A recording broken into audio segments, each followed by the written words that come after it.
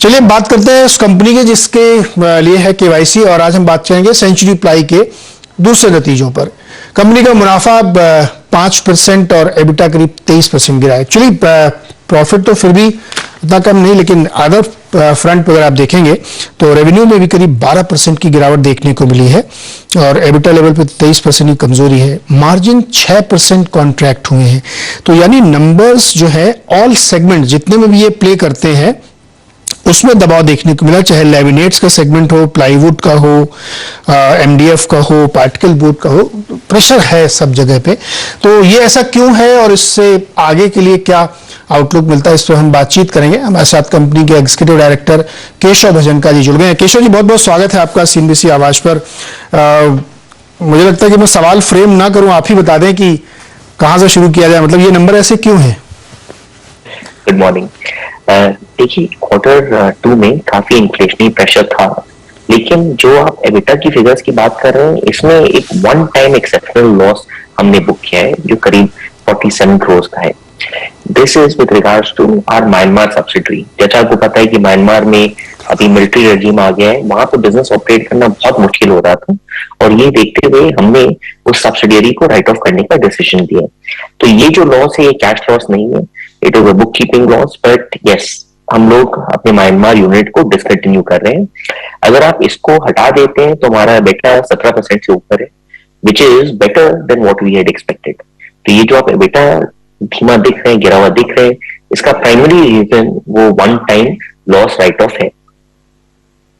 तो बताइए मुझे क्या हुआ, क्या म्यांमार में, मतलब वो रिजीम चेंज हुआ तो फिर कामकाज में दिक्कत क्यों आने लगी? उन्होंने फेलिंग ऑफ फीस के ऊपर नॉर्म्स बदल दिए हैं और इन जनरल वहाँ जो एक माहौल बिजनेस की तरफ बना था वो अब काफी चेंज हो गया है। तो म्यांमार हमारे लिए बहुत अच्छा यूनिट रहा है। करीब 2013, 14, 15 में इसने हमें बहुत अच्छा मुनाफा भी दिया है। उसके बाद भी बहुत अधिक तो नहीं बट मुनाफा देते आ रहा था, लेकिन अब इस रिजीम चेंज के बाद उस यूनिट को प्रॉफिटेबली ऑपरेट करना एटलीस्ट मीडियम टर्म में तो हमें नहीं दिख रहा है। मतलब ये है कि फ्यूचर में फिर दोबारा शुरू हो सकता है, एकदम राइट ऑफ नहीं कि वहां करेंगे नहीं कभी, ऐसा नहीं है ना? नहीं, हम इसे डिस्पोज ऑफ करेंगे एंड इसी क्वार्टर के अंदर या अगले क्वार्टर के अंदर कंप्लीटली डिस्पोज ऑफ कर देंगे। जो हमें लगता है कि हमें करीब 10, 12, 15 करोड़ की इसके लिए वैल्यूएशन मिलेगी, हमने उसी को बुक्स पर अभी तक रखा है एंड वो भी हम इस क्वार्टर या दूसरे क्वार्टर के अंदर डिस्पोज कर देंगे।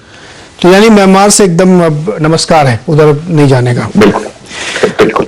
ठीक है, तो ये तो हो गई म्यांमार की कहानी जिसकी वजह से मार्जिन में इंपैक्ट पड़ा और एक वन टाइम राइट ऑफ लिया उसमें करीब 40-45 करोड़ का। केशव जी, लेकिन इसके अलावा भी हम देखें तो अलग अलग सेगमेंट में चाहे वो केमिकल का यूज हो या अदर रॉ मटेरियल्स हो, उनकी महंगाई की वजह से इंपैक्ट पड़ता हुआ दिख रहा है। हर सेगमेंट में दबाव है, तो ये दबाव कितना सीवियर है अभी तक और ये क्या कंटिन्यू रहेगा? देखिए, रॉ मटेरियल प्राइसेस थोड़े तो ईज आउट करना शुरू हो गए। जो दबाव बना था वो अब थोड़ा थोड़ा करके रिलीज होना शुरू हो गया। मुझे दिख रहा है कि अगले 2 क्वार्टर में मार्जिन्स डेफिनेटली बेटर होने चाहिए कि raw material cost particularly chemical cost normalize हो गए। टिम्बर का कॉस्ट अभी भी थोड़ा बढ़ा हुआ है बट हमने प्राइस इंक्रीजेस के थ्रू उसको ऑलरेडी अब्सॉर्ब कर लिया है। एमडीएफ सेगमेंट में थोड़ा प्रेशर बने रह सकते हैं क्योंकि नॉर्थ में टिम्बर का दाम काफी बढ़ा है, बाकी कंट्री में इतना नहीं बढ़ा है, लेकिन हमारी एमडीएफ कैपेसिटी अभी सिर्फ नॉर्थ में है तो एमडीएफ के अंदर थोड़ा दबाव हमें दिखेगा। बट फिर भी 25% से ऊपर मार्जिन, हमने हमेशा गाइडेंस दिया है कि हम पार्टिकल बोर्ड और एमडीएफ में 25% से ऊपर बेटा मार्जिन करेंगे, प्लाईवुड में 13 से 15% करेंगे और लैमिनेट में 14 से 16%। और मेरी पूरी उम्मीद है कि ये मार्जिन हम डेफिनेटली इस साल क्रिएट करेंगे। सर, ये जो पार्टिकल बोर्ड वाला आपका बिजनेस है इसमें तो मार्जिन जस्ट हाफ हो गए हैं और आप कहना क्या 25% ही मेंटेन करेंगे, मतलब गिरा हुआ जो इस समय का है उसको आप मेंटेन कर पाएंगे? हाफ नहीं हुआ है, हमारे मार्जिन लास्ट क्वार्टर में भी 28.5% थे पार्टिकल बोर्ड, 28.5% का मार्जिन था जो 25% से ऊपर है और हम चेष्टा करेंगे कि इसके नहीं, अगर वायु पिछले साल इसी क्वार्टर में कितना था सर? 36, पिछले साल इस क्वार्टर में 26% था। ओके, और क्वार्टर ऑन क्वार्टर भी थोड़ा सा गिर के आया, तो अभी जो करीब 25, 26, 27% का, इसमें आप 25% मेंटेन कर पाएंगे?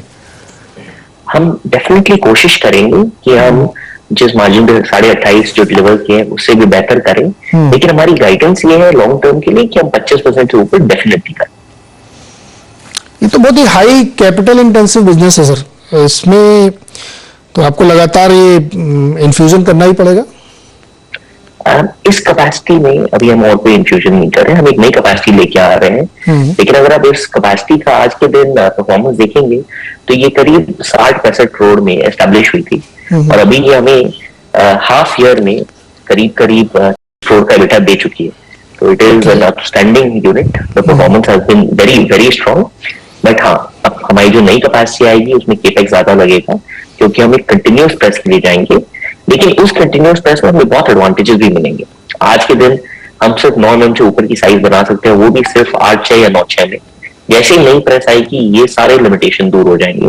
तो मुझे पूरी उम्मीद है कि नया प्रेस आने के बाद हम जल्द से जल्द उस कैपेसिटी को चला पाएंगे और उसे भी 25% से ऊपर अभी तक चलाएंगे। Okay Keshav ji, demand scenario के बारे में थोड़ा बताइए, क्योंकि ऐसा लग रहा है या ऐसी रिपोर्ट्स पढ़ने मिलती हैं ऑन एंड ऑफ कि अब थोड़ा सा जो है नरमी है Tier 2 Tier 3 सिटीज में, और रियल एस्टेट भी प्लेटो बनता हुआ दिख रहा है, क्या ऐसा है? देखिए, इन्फ्लेशनरी प्रेशर काफी था पिछले कुछ महीनों में, क्योंकि स्टील, सीमेंट, हर एक होम बिल्डिंग मटेरियल का कॉस्ट काफी बढ़ गया था। तो इसकी वजह से there was a little pressure. लेकिन अभी भी आप रेजिडेंशियल रियल एस्टेट के नंबर्स देखेंगे तो आंकड़े बहुत ही सही हैं, और आगे जाके भी हम इसके ऊपर काफी बुलिश हैं। तो शॉर्ट टर्म में थोड़े बहुत हिकअप आ सकते हैं, लेकिन इस पीरियड पे भी हमने 10% से ऊपर टर्नओवर ग्रो किया, और मैं बहुत कॉन्फिडेंट हूं कि आगे जाके हमारे जो ग्रोथ के प्रोजेक्शंस हैं, प्लाईवुड में 15%, लैमिनेट में 15%, एमडीएफ और पार्टिकल बोर्ड में 20%, हम डेफिनेटली इसे अचीव कर पाएंगे। जी, आप एक चेन्नई में नई यूनिट लगाने वाले हैं, उसके बारे में बताइए सर। तो जैसे मैं आपको बता रहा था, ये एक पार्टिकल बोर्ड की यूनिट होगी और ये कंटिन्यूअस प्रेस होगी। साउथ इंडिया पार्टिकल बोर्ड का सबसे बड़ा मार्केट है। साउथ इंडिया के अंदर सबसे ज्यादा एस्टैब्लिश्ड ओईएम्स है, एंड ओईएम्स अधिकतर पार्टिकल बोर्ड का यूज करते हैं। जैसे आपने देखा होगा कि आइकिया में 80% से ज्यादा वुड पैनल का डिमांड पार्टिकल बोर्ड के लिए ही आता है। तो साउथ इंडिया में डिमांड काफी खुल रहा है, काफी बढ़ रहा है, और वहां पर रॉ मटेरियल प्राइसेस भी हमारे फेवर में। इसी को ध्यान में रखते हुए हमने वहां पे एक लैंड एक्वायर किया है, और होपफुली FY25 तक हम एक नई यूनिट को कमीशन कर पाएंगे। ये यूनिट करीब 550 करोड़ की केपेक्स में लगेगा, एंड हम काफी होपफुल हैं कि क्योंकि कंटिन्यूअस लाइन है और इसमें हमें पूरी प्रोडक्ट की वर्सेटिलिटी मिलेगी, हमें पूरी प्रोडक्ट की रेंज मिलेगी। इस यूनिट को हम जल्द से जल्द कैपेसिटी पे चला पाएंगे। सर, ये आईकिया वगैरह सब आपकी क्लाइंट लिस्ट में होंगे जरूर ना? देखिए, अधिकतर लार्ज ओईएम्स हमारे क्लाइंट लिस्ट में हैं, और आगे जाके क्योंकि आज के दिन भी इंडिया उस मुकाम तक पहुंचा नहीं है जहां ओईएम्स उस स्टेचर के हो गए हैं जैसे कि वर्ल्ड वाइड कंपनीज हैं। अभी जैसे यूरोप में, अमेरिका में देखेंगे, अभी ये कंपनी ग्रो कर रहे हैं और इतने सारे ओईएम्स अपने स्केल चेंज कर रहे हैं with best equipment, best machinery. तो मुझे दिखता है कि जो आज के दिन डिमांड है उससे डिमांड कई गुना बढ़ेगा, और डेफिनेटली सारे लार्ज ओईएम्स आज के जमाने से माल खरीद रहे हैं, लेकिन इनका जो खपत है वो आगे जाके बहुत बढ़ने वाले हैं।